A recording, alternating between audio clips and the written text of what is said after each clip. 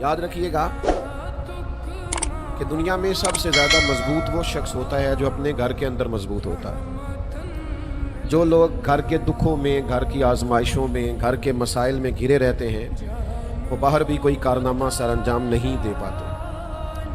نبی کریم صلی اللہ تعالیٰ علیہ وسلم نے ہمیں ایک گھر بنا کے دکھایا۔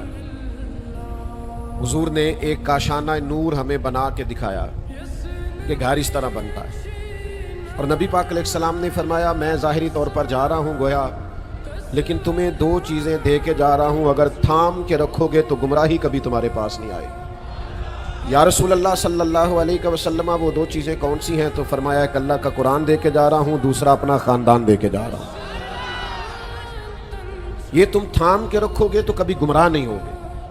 حضور کا خاندان کیسا تھا، ان کا طرز حیات کیسا تھا، دو چار باتیں آپ کی خدمت میں عرض کرنی ہے۔ سب سے پہلی بات تو یہ ہے کہ نبی پاک علیہ السلام کے خاندان نے انتہائی سادہ زندگی گزاری ہے۔ یہ جو آج ہم بہت زیادہ خواہشات میں پڑ گئے ہیں اور لمبے چوڑے خرچے بنا لیے ہیں، اور ضروریات کی بجائے خواہشات کا سارا مسئلہ بن گیا ہے، مہنگے لباس، مہنگے گھر، مہنگی گاڑیاں۔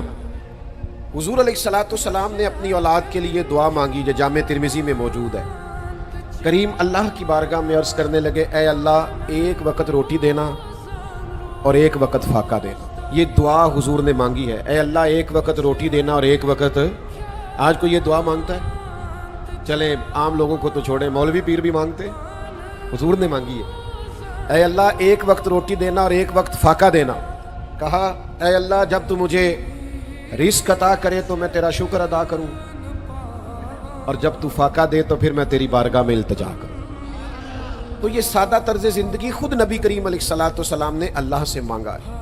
حضرت عائشہ صدیقہ رضی اللہ تعالیٰ عنہ فرماتی ہیں کئی دن گزر جاتے تھے گھر میں چولہا نہیں جلتا تھا، کھجور اور پانی پہ گزارا کر لیا کرتے تھے۔ یہی حضور نے طرز زندگی اپنی اولاد کو بھی سکھایا ہے۔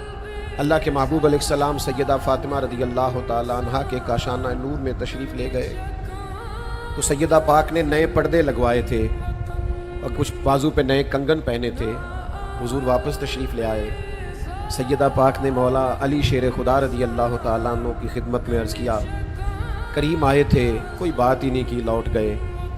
مولا علی شیر خدا حضور کی عالی مرتبت بارگاہ میں حاضر ہوئے، یا رسول اللہ کیا ہوا؟ تو حضور فرمانے لگے فاطمہ نے کنگن پہنے ہیں اور نئے پردے لگائے ہیں، میرا اور دنیا کا آپس میں کیا تعلق؟ تو حضور سید عالم صلی اللہ تعالیٰ علیہ وآلہ وسلم نے سادہ طرز زندگی اپنے گھر والوں کو سکھایا۔ تو میرے پیارے بھائیوں، بالخصوص نوجوانوں، اپنی زندگی میں سادگی لائیں، اس سے برکت ہوتی ہے، اور سادہ طرز زندگی پھر بھی آسان ہوتا ہے۔ دوسرا نبی پاک علیہ السلام کے خاندان کا کمال دیکھیے۔ آپ سیدہ پاک حضرت فاطمہ رضی اللہ تعالیٰ عنہ کی سیرت پڑھ لیں، حضور علیہ السلام کی سیرت نور پڑھ لیں، آپ کو ہر سیرت نگار یہ لکھتا ہوا نظر آئے گا کہ مہینہ مہینہ چولہا نہیں جلا، ہر سیرت نگار پر۔ پتہ مزے کی بات کیا ہے؟ وہی سیرت نگار چند صفحے آگے جا کے یہ بھی لکھے گا کہ جو دروازے پہ آیا ہے اسے جھولی بھر کے عطا فرمایا گیا۔ دو جہاں کے شاہ ہیں پر پاس کچھ رکھتے نہیں، دو جہاں کی نعمتیں ہیں ان کے خالی ہاتھ میں۔ تو میرے عزیز، سخاوت بڑی کی، بانٹا بڑا، دیا بڑا۔ یعنی امام حسین رضی اللہ تعالیٰ عنہ کے پاس ایک سائل آ گیا، آپ نے فرمایا تھوڑی دیر ٹھہرو، تھوڑی دیر کے بعد رقم آئی، آپ نے اسے دی تو 1000 دینار دی، اور دینے کے بعد کہنے لگے معذرت کرتا ہوں آپ کو تھوڑا انتظار کرنا پڑا۔ یعنی خود بھیک دیں خود ہی کہیں منگتے کا بھلا ہو۔ ہمارے اول تو ہم سادگی نہیں اختیار کرتے، اور اگر کبھی کوئی رقمیں آ جائیں، کوئی آدمی وسیع اس کے رزق آ جائے تو اپنے خرچے بڑھا لیتا ہے، مہنگی گاڑیاں لے لیتا ہے، ساتھ والا پلاٹ خریدنے کے چکر میں آ جاتا ہے۔ سخاوت نہیں کرتے، بانٹتے نہیں، یہ مزاج پیدا کریں۔ تیسری بات آپ کو حضور کے اہل بیت نبوت میں یہ ملے گی کہ وہ کثرت سے سجدے کرنے والے لوگ۔ آج ہماری محفلیں لمبی ہیں، نمازیں چھوٹی ہیں، صرف جلسے کرا کے لوگ عاشق رسول بننا چاہتے ہیں۔ محض جلسوں سے، محض نعروں سے عشق رسول ثابت نہیں ہوتا، آپ کو اس کے لیے عملی جدوجہد بھی کرنی ہے نا۔ نماز بھی تو حضور نے فرمایا نا میری آنکھوں کی ٹھنڈک ہے۔ اور اگر آپ عشق رسول صرف اسی چیز کا نام ہے کہ نوٹوں کی دتھی اوپر جا رہی ہے اور نیچے آ رہی ہے، اور میلاد کی محفل کے اندر بھی آپ نے صرف مالداروں کو اگلی سیٹوں پہ بٹھا لیا ہے، اور جس کو 35 سال ہو گئے مسجد میں فجر کی اذان دیتے ہوئے، اس کو میلاد کی محفل کا اسٹیج بھی نصیب نہیں ہوا، وہ پھر بھی پیچھے ہے اس لیے کہ پیسے کوئی نہیں نا پاس۔ تو بھائی سجدوں کا پیار، عبادت، حضرت سیدہ پاک رضی اللہ تعالیٰ عنہ ساری رات نفل پڑھا کرتی، ساری رات۔ امام حسین، امام حسن رضی اللہ تعالیٰ عنہ کثرت سے سجود کرنے والے۔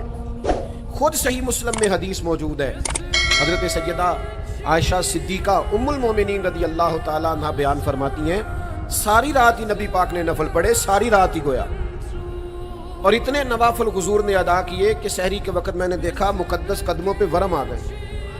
میں نے عرض کی حضور آپ کے صدقے اللہ اگلے پچھلوں کو معاف کرے گا، آپ اتنی مشقت کرتے؟ تو فرمایا آپ نے مجھے کہا ہے نا کہ اللہ کے مجھ پر بڑے انعامات ہیں، تو پھر میں اپنے رب کا شکر گزار بندہ نہ بنوں؟ چوتھی بات میرے عزیز اہل بیت نبوت میں آپ کو ملے گی، وہ ہے صبر، جو ہم بالکل نہیں کرتے۔ صبر، قرآن مجید میں کم و بیش 100 مقام پہ صبر کا ذکر ہے۔ اور سنو نوجوانوں کیا عرض کر رہا ہوں، 100 مقام پہ قرآن مجید تو ایک دفعہ کسی بات کو کر دے تو بہت بڑی ہے، 100 مقام پہ ذکر ہے، اور کم و بیش 500 احادیث ہیں، احادیث و آثار و روایات جن میں نبی پاک نے اپنی امت کو صبر کی تلقین فرمائی۔ اور ان ساری باتوں کو جمع کرنے کے بعد مولا علی شیر خدا رضی اللہ تعالیٰ عنہ فرماتے ہیں جو انسانی جسم میں سر کا مقام ہے نا، وہی دین میں صبر کا مقام ہے۔ تو حوصلہ پیدا کریں۔ ہم اپنے گھر میں بھی مسائل کو حل کرنے میں بھی بہت ساری جگہوں پہ ہم کچھ بے صبری کا مظاہرہ کرتے ہیں، اس کا لازمی نتیجہ یہ نکلتا ہے کہ جلد بازی کی وجہ سے فیصلے درست نہیں ہوتے، پریشانیاں بھی بڑھتی ہیں اور بعض اوقات تلخیوں میں بھی اضافہ ہوتا ہے۔ تو میرے عزیز کرنے کا کام یہ ہے کہ حوصلہ پیدا کریں، صبر پیدا کریں، اطمینان پیدا کریں۔ آپ کو نا حضور کی اولاد پاک میں استقامت بڑی ملے گی۔ ہم نا ایک کام کرتے ہیں اور پھر وہ شام سے پہلے بدل دیتے ہیں، ہمارا ارادہ صبح کچھ ہوتا ہے، دوپہر کچھ ہوتا ہے، شام کچھ ہوتا ہے۔ اصل استقامت ہے۔ اللہ کے حبیب علیہ السلام نے فرمایا وہ عمل اللہ کو زیادہ پسند ہے جو تھوڑا کیا جائے پر ہمیشہ کیا جائے۔ اپنے اندر ٹھہراؤ پیدا کریں۔ مجھے بہت سارے دوست کہتے ہیں جی میں نماز میں شروع کرتا ہوں پھر تھوڑے دنوں کے بعد چھوڑ دیتا ہوں، میرا نماز میں دل نہیں لگتا۔ تو میں ان سے کہتا ہوں نماز تو اللہ کی عبادت ہے، دل نہ بھی لگے پھر بھی پڑھنی ہے۔ اس کا کیا مطلب ہوا کہ میرا دل نہیں لگتا؟ دل تو سویرے دکان پہ جانے کو بھی نہیں کرتا، پر کیوں نہیں چھٹی کرتے؟ جاتے ہو۔ تو معاملہ تو یہ ہے کہ عبادت میں آپ نے توجہ دینی، استقامت اختیار کرنی، کمزور نہ پڑا کریں۔ یہ آج کل لمبی دیر تک جو لوگ موبائل استعمال کرتے ہیں ان کی فجر میں سوتی ہے، خدا رہا، اللہ سے ڈرے۔